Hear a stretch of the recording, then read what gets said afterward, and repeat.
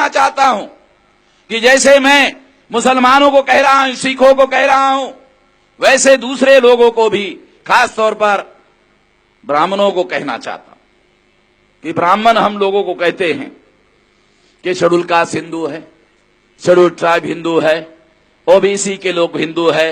मैं ब्राह्मणों को चुनौती देता हूं, साबित करे कैसे हिंदू है। लोग कहते हैं नागपुर आरएसएस के लोगों का हेडक्वार्टर है, चलो चुनौती देते हैं।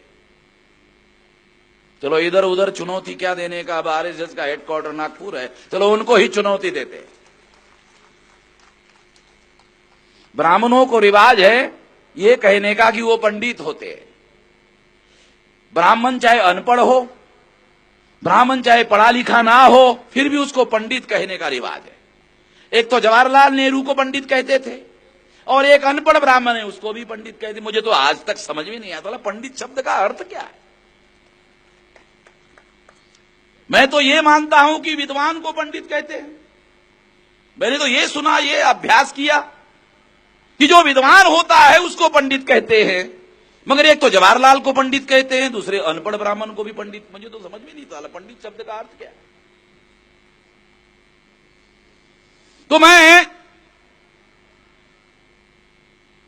ये ब्राह्मणों को चुनौती देता हूं कि वो साबित करे कि एससी एसटी ओबीसी के लोग हिंदू है, क्योंकि ब्राह्मणों के सारे शास्त्र मेरे पास है। आजकल वो उसमें वो सुधार कर रहे हैं, उनको मालूम नहीं उसकी ओरिजिनल कॉपियां मेरे पास में है, मैंने प्रिजर्व करके रखी हुई है। मैंने 200 साल पुरानी मनुस्मृति ऑस्ट्रेलिया से लाया, मेरे पास सारे प्रिजर्व किए हुए डॉक्यूमेंट है और उस डॉक्यूमेंट के आधार पर मैं बोल रहा हूं। ब्राह्मणों के किसी भी धर्म ग्रंथ में कहीं पर भी ये लिखा हुआ नहीं है कि हम हिंदू है,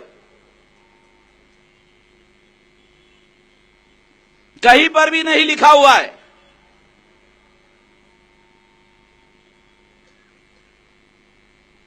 और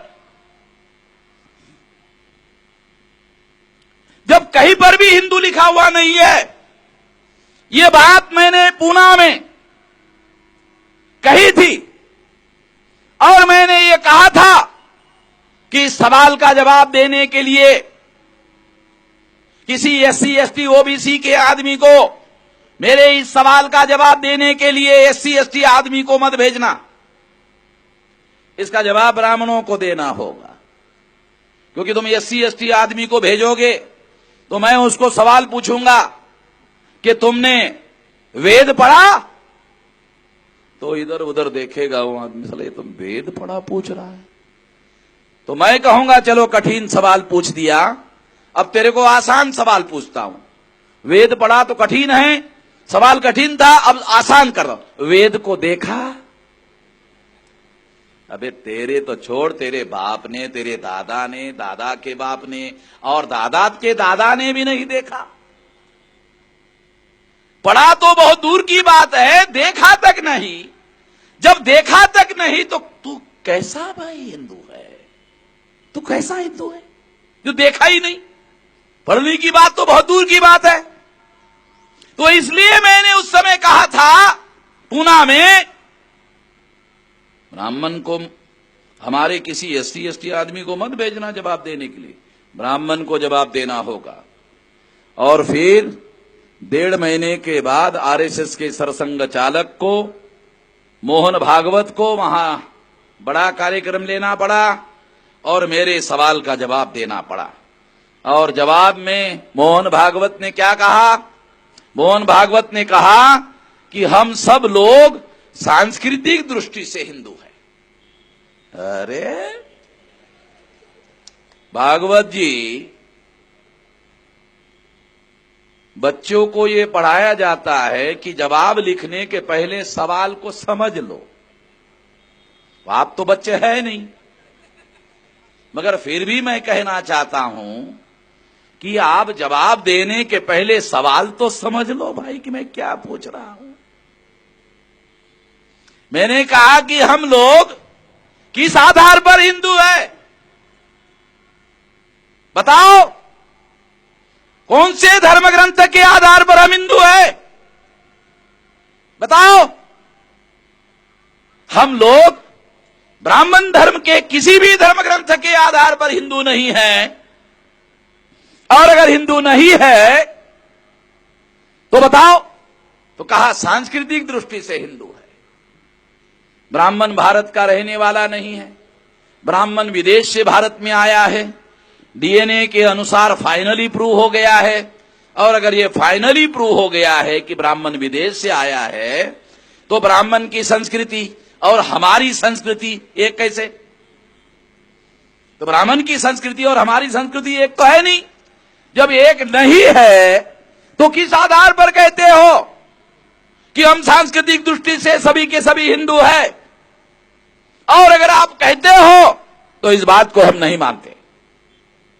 आज तक तुम ही कहते आए रहे हो, हम सुनते आ रहे हैं।